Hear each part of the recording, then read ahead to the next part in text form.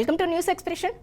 మూసీ పునరుద్ధరణ పేరుతో రేవంత్ దోపిడీకి తెరలేపారని కేటీఆర్ ఆగ్రహం వ్యక్తం చేశారు. ఇళ్లు కూల్చకుండా, భూములు లాక్కోకుండా తక్కువ ఖర్చుతో తాము మూసీని సుందరీకరణ చేసినట్లుగానే కాంగ్రెస్ సర్కార్ కూడా చేయాలని కేటీఆర్ సూచించారు. బీఆర్ఎస్ పాలనలో అభివృద్ధి జరిగితే కాంగ్రెస్ పాలనలో విధ్వంసం జరుగుతోందని కేటీఆర్ మండిపడ్డారు. నాగోల్ మూసీ పరివాహక ప్రాంతంలో బీఆర్ఎస్ వర్కింగ్ ప్రెసిడెంట్ కేటీఆర్ పర్యటించారు. నాగోల్ ఎస్టీపీని Musi river front walking track శిల్పారామంను బీఆర్ఎస్ నేతలతో కలిసి పరిశీలించారు. ఈ సందర్భంగా పలువురు మూసీ బాధితులు కేటీఆర్ను కలిసి తమ గోడు వెళ్లబోసుకున్నారు. సీఎం రేవంత్ రెడ్డిపై మాజీ మంత్రి సబితా ఇంద్రారెడ్డి ఓ రేంజ్లో ఫైర్ అయ్యారు. కాంగ్రెస్ పాలనలో రాష్ట్ర వ్యాప్తంగా ప్రజలు ఆవేదనతో ఉన్నారని అన్నారు. సీఎం స్థాయిలో ఉన్న వ్యక్తి మానవత్వంతో వ్యవహరించాలని సూచించారు. మూసీ పరివాహక ప్రాంత ప్రజలకు బీఆర్ఎస్ పార్టీ అండగా ఉంటుందని భరోసానిచ్చారు. మూసీ సుందరీకరణ పేరుతో పేదల ఇళ్లు కూలగొట్టేందుకు సిద్ధమయ్యారని మండిపడ్డారు. పాలన అంటే కూల్చివేతలేనా అని సబితా ఇంద్రారెడ్డి ప్రశ్నించారు.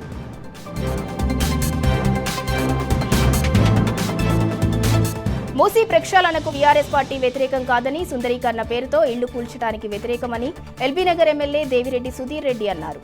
ఆనాడు 11,000 కుటుంబాలకు ఇబ్బంది అవుతుందని చెబితే ఒక్క ఇల్లు కూడా కూలగొట్టొద్దని కేసీఆర్ అన్నారని గుర్తు చేశారు. కానీ రేవంత్ సర్కార్ మాత్రం అపార్ట్మెంట్లు కూల్చేస్తోందని మండిపడ్డారు సుధీర్ రెడ్డి.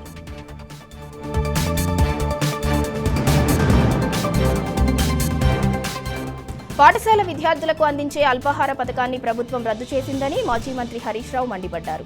విద్యార్థులకు ఇచ్చే నిధులను ఆపేసి సీఎం రేవంత్ హార్వర్డ్ యూనివర్సిటీలో చేసే కోర్సు కోసం ఖర్చు చేస్తున్నారని ఆరోపించారు. విద్యాశాఖ నిధులను పాఠశాలలు, కళాశాలలు విద్యార్థుల అభివృద్ధి కోసం ఉపయోగించాలి తప్ప ముఖ్యమంత్రి విదేశీ పర్యటనలకు కాదని సూచించారు హరీష్ రావు.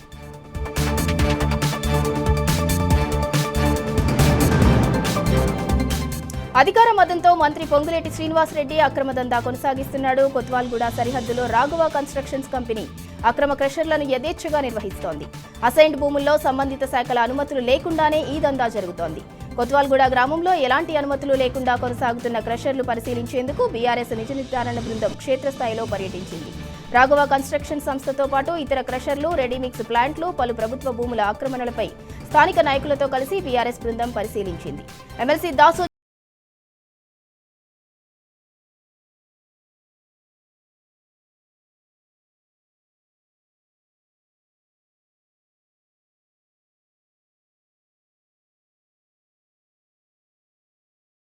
తోందని బీఆర్ఎస్ ఎమ్మెల్సీ దాసోజు శ్రవణ్ విమర్శించారు. ఇక్కడ కాంగ్రెస్ పెద్దలు గుట్టలను బద్దలు చేస్తున్నారని ఆగ్రహం వ్యక్తం చేశారు.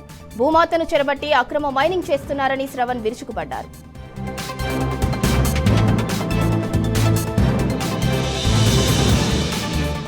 కాంగ్రెస్ పార్టీ దోపిడీకి ప్రయోగశాలలుగా రాష్ట్రం మారిందని బీఆర్ఎస్ నేత ఆర్ఎస్ ప్రవీణ్ కుమార్ విమర్శించారు. రాష్ట్రంలో అడుగడుగునా సీఎం రేవంత్, మంత్రి పొంగులేటి శ్రీనివాసరెడ్డి దోపిడీ చేస్తున్నారని ఫైర్ అయ్యారు. గ్రామాల్లో ఇసుక తీసుకొచ్చేందుకు లేని పర్మిషన్, మొరం తీసుకొచ్చేందుకు ఆంక్షలు ఉన్నాయని ఆర్ఎస్పీ గుర్తు చేశారు. శంషాబాద్కు కూతవేటు దూరంలో ఉన్న కొత్వాల్గూడలో అక్రమ మైనింగ్ జరుగుతుంటే అధికారులు ఎందుకు చర్యలు తీసుకోవటం లేదని ప్రశ్నించారు.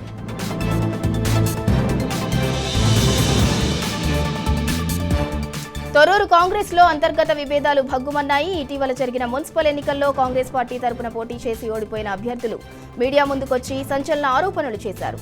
పార్టీలో ఉన్న కోవట్లే పార్టీని ముంచుతున్నారని ఆరోపించారు. కాంగ్రెస్ తరపున కౌన్సిలర్లుగా పోటీ చేసిన పొనుగోటి సోమేశ్వరరావు, పంజా కల్పన, జలగం శ్రీనివాస్, తాళపల్లి రమేష్ మీడియాతో మాట్లాడుతూ పార్టీకి చెందిన కొంతమంది నాయకుల వల్లే తాము ఓటమి పాలయ్యామని అన్నారు.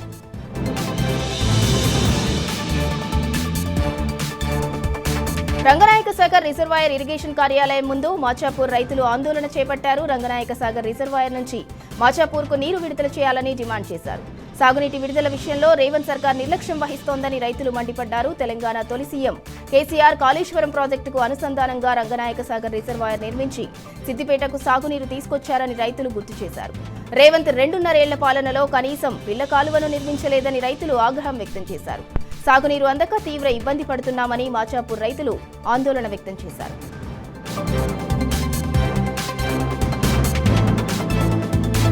సచివాలయాన్ని రజకుల సంఘం ముట్టడించింది. కుమెర ఘటనపై త్వరగా న్యాయం చేయాలంటూ సెక్రటేరియట్ను దిగ్బంధించారు.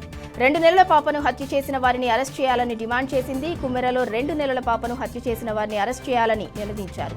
సెక్రటేరియట్ ముట్టించే క్రమంలో పోలీసులతో వాగ్వాదం జరిగింది. ముట్టడికి ప్రయత్నించిన వారిని పోలీసులు అరెస్ట్ చేశారు. ప్రభుత్వ నిరసనకు తీరుకు నిరసనగా లిబర్టీ అంబేద్కర్ విగ్రహం వద్ద నిరసన తెలిపారు. ప్రభుత్వానికి, ముఖ్యమంత్రికి వ్యతిరేకంగా నినాదాలు చేశారు. బాధ్యులను అరెస్ట్ చేయకుండా చోద్యం చూసిన డీఎస్పీ, సీఐ, ఎస్ఐలను సస్పెండ్ చేయాలని డిమాండ్ చేశారు. కుమ్మెర బాధిత కుటుంబానికి ప్రభుత్వం వెంటనే న్యాయం చేసి పరిహారం చెల్లించాలని కోరారు.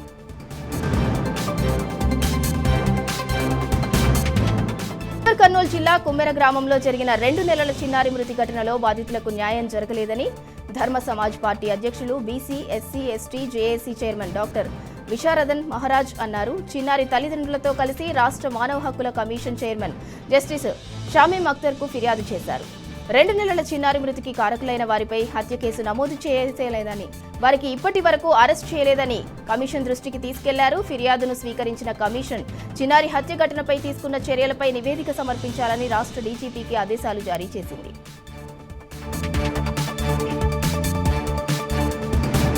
హైదరాబాద్ టోలీ చౌకీలో ప్రమాదం చోటు చేసుకుంది. నిర్మాణంలో ఉన్న భవనంపై నుంచి జారిపడి 3 కార్మికులు ప్రాణాలు కోల్పోయారు. మరో 2కి తీవ్ర గాయాలయ్యాయి.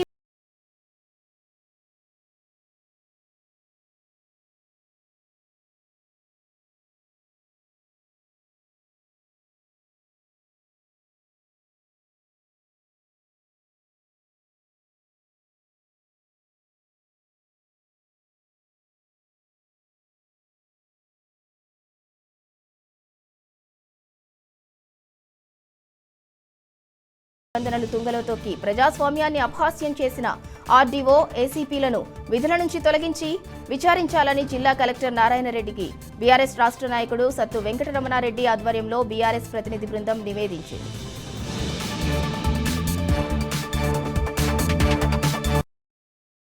హైదరాబాద్ లో చైన్ స్నాచింగ్ ఘటనలు ఆగటం లేదు. స్నాచర్లు రోజు రోజుకు రెచ్చిపోతున్నారు. మల్కాజ్గిరిలోని లక్ష్మీకాంతం అనే మహిళ ఇంటికి వచ్చిన 3 స్నాచర్లు ఆమెను మాటల్లో పెట్టి మెడలో ఉన్న 2 తులాల బంగారం గొలుసును తెంపుకుని పరారయ్యారు. ఈ ఘటనపై ఫిర్యాదు అందుకున్న పోలీసులు కేసు నమోదు చేసి దర్యాప్తు చేస్తున్నారు.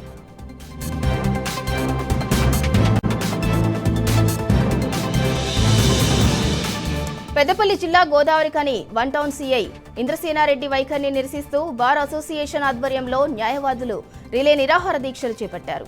మున్సిపల్ ఎన్నికల సమయంలో న్యాయవాది మార్కాపురి తిలక్పై సీఐ దురుసుగా ప్రవర్తించిన తీరుకు నిరసనగా 20 రోజులుగా దశల వారీగా ఆందోళన చేపట్టారు. పోలీసు అధికారులకు ఫిర్యాదు చేసినప్పటికీ ఎలాంటి చర్యలు చేపట్టకపోవడంతో రిలే నిరాహార దీక్షలకు పూనుకున్నారు.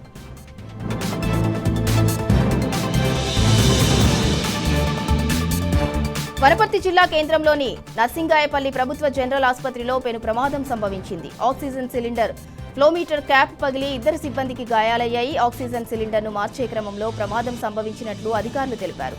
ఈ ప్రమాదంలో రంజిత్ కుమార్తో పాటు ఓ నర్సుకు గాయాలయ్యాయి.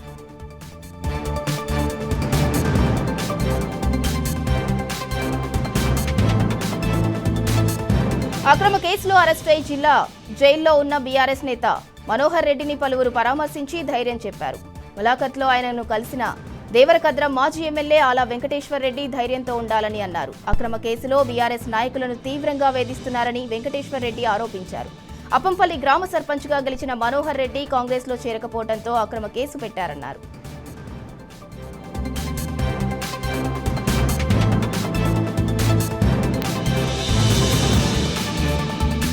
కరెంటు కష్టాలపై కన్నెర చేసింది యాదాద్రి భువనగిరి జిల్లా రైతాంగం. వేసవి ఆరంభంలోనే మితిమీరిన కరెంటు కోతలపై కొరతండా రైతులు ఆగ్రహం వ్యక్తం చేస్తున్నారు. సంస్థ నారాయణపురం మండలం లచ్చమ్మగూడెం సబ్స్టేషన్ ముందు విద్యుత్ కష్టాలపై రైతులు ధర్నాకు దిగారు. అర్థం పర్థం లేని కరెంటు కోతలతో పంటలు ఎండిపోతున్నాయని మండిపడ్డారు. డౌన్ డౌన్ రేవంత్ రెడ్డి అంటూ నినాదాలు చేశారు. అధికారులు నాణ్యమైన విద్యుత్ సరఫరా చేయాలని డిమాండ్ చేశారు.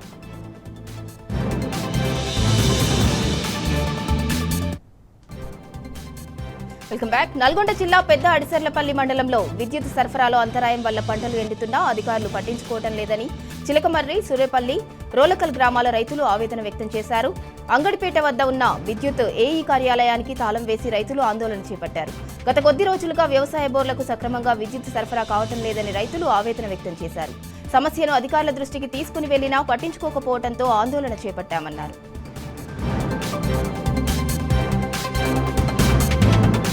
మహబూబాబాద్ జిల్లాలో దారుణం జరిగింది. తొర్రూరు మండలం చెర్లపాలెం గ్రామంలో కన్నతల్లిపై హత్యాయత్నానికి పాల్పడ్డాడు కర్కశ కొడుకు. కేవలం 450 రూపాయల కోసం మద్యం మత్తులో కన్నతల్లిపై గొడ్డలితో దాడి చేశాడు. లచ్చమ్మ చేతులు, మెడ, ఛాతీపై తీవ్ర గాయాలు కాగా స్థానికులు 108 ద్వారా వరంగల్ ఎంజీఎం ఆసుపత్రికి తరలించారు. ప్రస్తుతం బాధితురాలి పరిస్థితి విషమంగా ఉంది. నిందితుడు యాకయ్యను పోలీసులు అదుపులోకి తీసుకుని విచారిస్తున్నారు.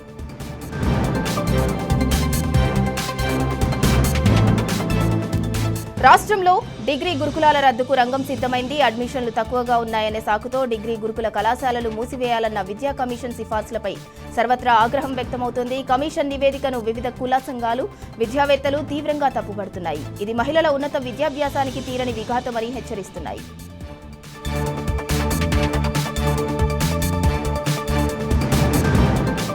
శబరిమల అయ్యప్ప దేవాలయంలోకి మహిళల ప్రవేశానికి సంబంధించిన కేసు ఫైళ్లు మాయం కావటం చర్చనీయాంశంగా మారింది. ట్రావెన్స్కూర్ దేవస్యం బోర్డు ప్రధాన కార్యాలయం నుంచి అతి కీలకమైన ఈ ఫైళ్లు మాయం కావడంపై అనేక అనుమానాలు వ్యక్తమవుతున్నాయి. ఈ కేసుకు సంబంధించి సుప్రీంకోర్టులో అఫిడవిట్ దాఖలు చేయనున్న సమయంలో ఫైళ్లు మాయం కావడంపై పలు అనుమానాలు ముసురుకుంటున్నాయి. దీనిపై బోర్డు అధ్యక్షుడు విజయ్ కుమార్తో పాటు ఇతర సభ్యులు షాక్కు గురయ్యారు. ఈ ఘటనపై ప్రస్తుతం విచారణ జరుగుతోంది.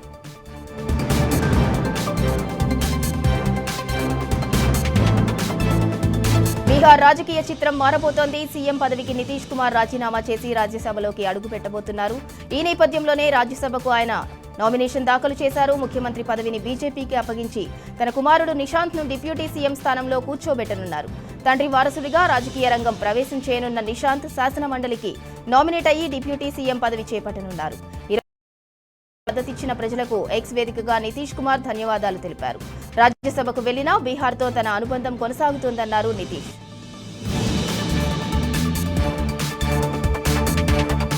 బీహార్ కొత్త ముఖ్యమంత్రి ఎవరన్నది ఆసక్తి రేపుతోంది. నితీష్ కుమార్ రాజ్యసభకు నామినేషన్ వేయడంతో ఆ స్థానంలో బీజేపీ ఎవరికి పట్టం కట్టబోతోంది అన్నది చర్చనీయాంశంగా మారింది.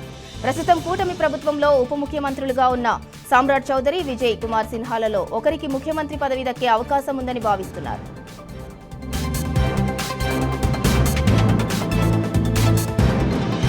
యుద్ధం తీవ్రమైంది. అమెరికా, ఇజ్రాయెల్ బలగాలు ఇరాన్పై వరుస దాడులు చేస్తూనే ఉన్నాయి. ఇరాన్తో పాటు లెబనాన్పై నిప్పుల వర్షం కురిపిస్తున్నాయి. ఇరాన్లోని కీలక ప్రభుత్వ వ్యవస్థలను నేలమట్టం చేయటమే లక్ష్యంగా టెహ్రాన్తో పాటు కోమ్, ఉర్మియా, కెర్మష్ను తదితర నగరాలపై విరుచుకుపడుతున్నాయి. సైనిక సంపత్తిని ధ్వంసం చేస్తున్నాయి.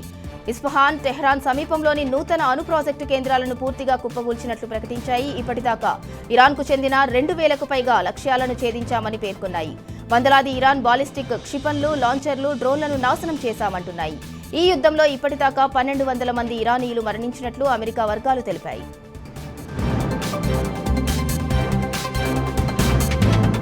పశ్చిమాసియాలో ఉద్రిక్తతల వేళ అజర్బైజాన్పై ఇరాన్ దాడులు చేసింది. దాడుల గురించి అజర్బైజాన్ ఇరాన్ను ప్రశ్నించగా తాము దాడులు చేస్తోంది పొరుగు దేశాల్లో ఉన్న యుఎస్ బేస్లపై, దేశాల పౌరులపై కాదంటూ రిప్లై ఇచ్చింది ఇరాన్. యుఎస్ యుద్ధ స్థావరాల నుంచే తమపై దాడులు చేస్తోందని చెప్పారు Iran ambassador Mohammad Fatah Ali.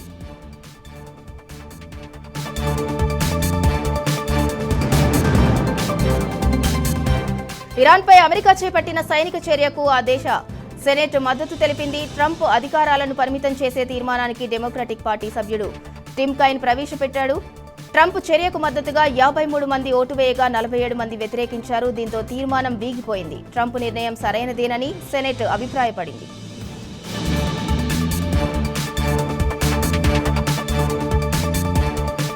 Corona సమయంలో ఎంతో మందిగా బాసటగా నిలిచిన, తన ఉదారత చాటుకున్న బాలీవుడ్ నటుడు సోనూ సూద్ మరోసారి మానవత్వాన్ని చాటుకున్నారు.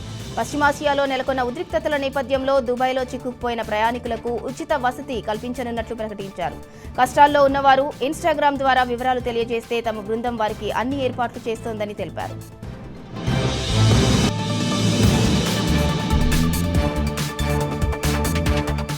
తమకు వ్యతిరేకంగా అమెరికా, ఇజ్రాయెల్కు సహకరించే దేశాలను తమ శత్రువులుగానే భావిస్తామని ఇరాన్ ప్రకటించింది. ప్రస్తుతం కొనసాగుతున్న ఉద్రిక్తతల నేపథ్యంలో ఎవరికి మద్దతిస్తారో తేల్చుకోవాలని స్పష్టం చేసింది. అమెరికాతో చర్చల ప్రసక్తే లేదని Iran judiciary chief Ghulam Hussein అన్నారు. అమెరికా, ఇజ్రాయెల్ పక్షాన మాట్లాడే వారికి కూడా వదిలే ప్రసక్తే లేదని హెచ్చరించారు.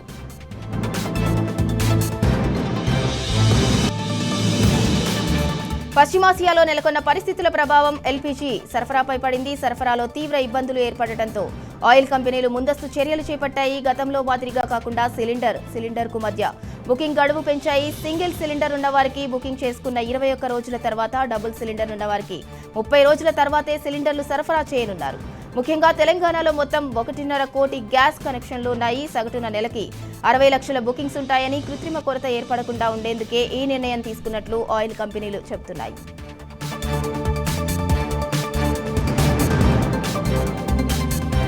ఇజ్రాయెల్, అమెరికా, ఇరాన్ దాడులు ప్రతిదాడులతో పశ్చిమాసియా భగ్గుమంటోంది. ఉద్రిక్తతల వేళ గల్ఫ్ దేశాల్లోని భారతీయుల తరలింపు ప్రక్రియను కేంద్రం మరింత వేగవంతం చేసింది. ప్రత్యేక విమానాల ద్వారా వేలాది మందిని స్వదేశానికి తీసుకొస్తున్నట్లు పౌర విమానయాన శాఖ తెలిపింది. ఇందుకోసం సర్వీసుల సంఖ్యను పెంచినట్లు తెలిపింది. ఢిల్లీ, ముంబై, బెంగళూరు, కొచ్చి, అహ్మదాబాద్, తిరువనంతపురం విమానాశ్రయాలకు బాధితులను చేరుస్తున్నట్లు వెల్లడించింది.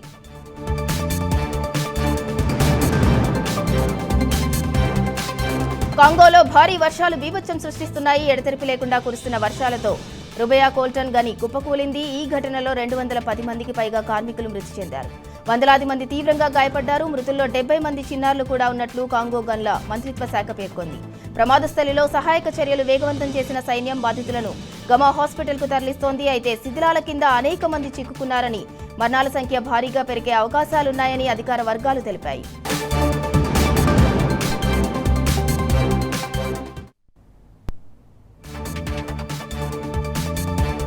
Welcome back. నేపాల్లో సార్వత్రిక ఎన్నికల పోలింగ్ ముగిసింది. నేపాల్ పార్లమెంటు ప్రతినిధుల సభలో 275 స్థానాలకు ఎన్నికలు జరిగాయి. 165 స్థానాలకు నేరుగా, మరో 110 సీట్లకు నైష్పక్షిత విధానంలో ఓటింగ్ నిర్వహించారు. దాదాపు 1.80 కోట్ల మంది ఓటర్లు తమ ఓటు హక్కును వినియోగించుకున్నట్లు నేపాల్ ఎన్నికల అధికారులు తెలిపారు. ఉదయం నుంచే పోలింగ్ కేంద్రాల ముందు బారులు తీరిన ఓటర్లు 3406 మంది అభ్యర్థుల భవితవ్యాన్ని తేల్చేందుకు ఉత్సాహం చూపారు. ఈ ఎన్నికలకు సంబంధించిన ఫలితాలు శుక్రవారం వెలువడనున్నాయి.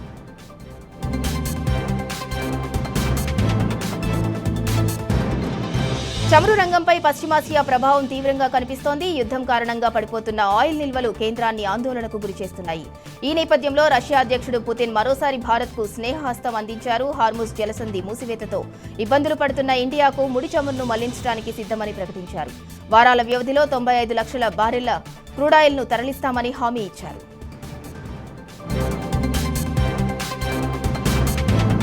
ప్రముఖ క్రికెటర్ సచిన్ టెండూల్కర్ ఇంటి బాజాలు మోగాయి. టెండూల్కర్ కుమారుడు అర్జున్ టెండూల్కర్ వివాహంతో వారింట పెళ్లి సందడి నెలకొంది. తన స్నేహితురాలు సానియా చందోక్ను బంధుమిత్రుల సమక్షంలో అర్జున్ 3 ముళ్లేశాడు. ముంబైకి చెందిన ప్రముఖ వ్యాపారవేత్త రవిఘాయ్ మనవరాలు అయిన సానియా అర్జున్కు మంచి స్నేహితురాలు. ముంబైలో జరిగిన వీరి వివాహానికి ఐసీసీ చైర్మన్ జైషాతో పాటు ఎంఎస్ ధోని, సురేష్ రైనా, ఏపీ మంత్రి నారా లోకేష్ తదితరులు హాజరయ్యారు.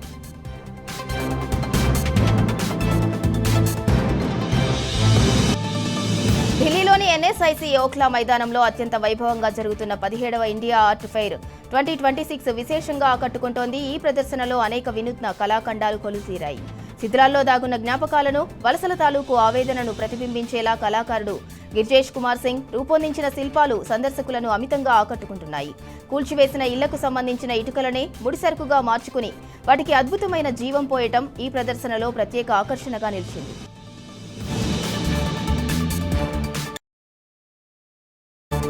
Iran supreme leader Ayatollah Ali Khamenei మృతిపై భారత్ సంతాపం తెలిపింది. ఢిల్లీలోని ఇరాన్ రాయబార కార్యాలయంలో భారత విదేశాంగ కార్యదర్శి విక్రమ్ మిస్రీ భారత్ తరపున సంతాప సందేశాన్ని రాశారు. అనంతరం ఇరాన్ రాయబారితో యుద్ధ పరిస్థితుల గురించి మిస్రీ చర్చించారు.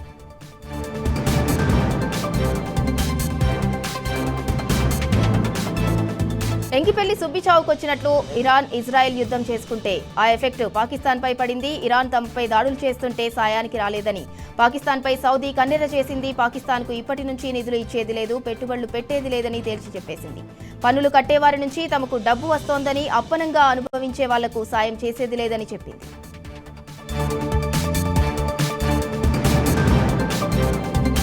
రయ్యమని ఒక్కసారిగా దూసుకుపోయిన బంగారం ధరలు క్రమేపీ దిగొస్తున్నాయి. 4 రోజులుగా తగ్గుతూ వస్తున్న గోల్డ్ ధరలు గురువారం కూడా పడిపోయాయి. హైదరాబాద్లో 10 గ్రాముల 24 క్యారెట్ల బంగారం ధర 1000 రూపాయల మేర తగ్గి 1,63,560 వద్ద స్థిరపడగా 22 క్యారెట్ల ధర 900 రూపాయలు తగ్గి 1,49,900 వద్ద కొనసాగుతోంది.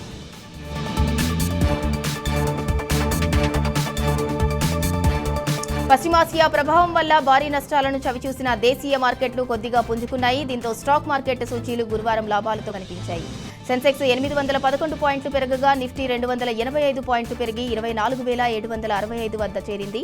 ఈ పరిణామం మదుపర్లలో కొత్త ఆశలను చిగురింపచేశాయి.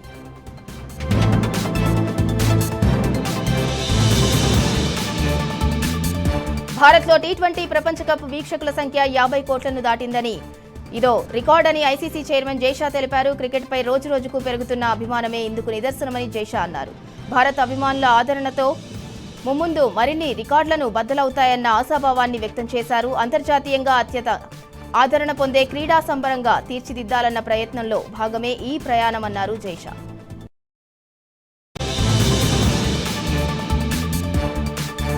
టీ20లో భారత్ విజయాన్ని కాంక్షిస్తూ Indian cricket team chief coach Gautam Gambhir ప్రత్యేక ప్రార్థనలు నిర్వహించారు. కుటుంబ సమేతంగా ముంబైలోని సిద్ధి వినాయక దేవాలయానికి వెళ్లిన గంభీర్ ప్రత్యేక పూజలు చేశారు. రానున్న రోజుల్లో భారత్ మరిన్ని విజయాలు సాధించాలని ఆయన పూజలు నిర్వహించారు.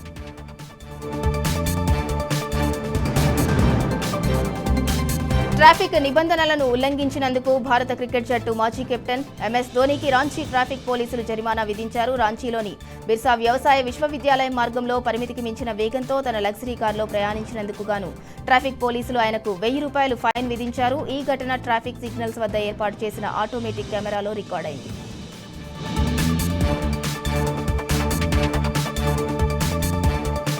భార్య సంగీతతో వచ్చిన విభేదాలను హీరో విజయ్ ₹250 కోట్ల సెటిల్ చేసుకోనున్నట్లు ప్రచారం జరుగుతోంది. తన ప్రతిష్టకు ఎలాంటి ఇబ్బందులు కలగకుండా వీలున్నంత త్వరలో ఈ వివాదం తెలుస్తోంది. ఈ క్రమంలో కోర్టు బయటే తన భార్య సంగీతతో వివాదాన్ని పరిష్కరించుకోవాలని భావిస్తున్నారు. ఇందుకు సంబంధించి ఇరువురి మధ్య ఒప్పందం కుదిరితే కోర్టులో వేసిన విడాకుల పిటిషన్ను ఉపసంహరించుకోవాలని కూడా భావిస్తున్నట్లు కోలీవుడ్లో వార్తలు వినిపిస్తున్నాయి. వివాహానంతరం సతీమణి రష్మికతో కలిసి విజయ్ దేవరకొండ స్వగ్రామం నాగర్ కర్నూలు జిల్లా తుమ్మన్పేట చేరుకున్నారు. బంధుమిత్రులతో కలిసి గ్రామంలో సందడి చేశారు. నాన్నమ్మ, తాతయ్య సమాధుల వద్దకు వెళ్లి వారికి నివాళులర్పించారు. గ్రామానికి చెందిన పలువురు బంధువులు, మిత్రులతో కలిసి విజయ్, రష్మిక దంపతులు ఆనందాన్ని పంచుకున్నారు. పలువురు నూతన దంపతులకు అభినందనలు తెలియజేశారు.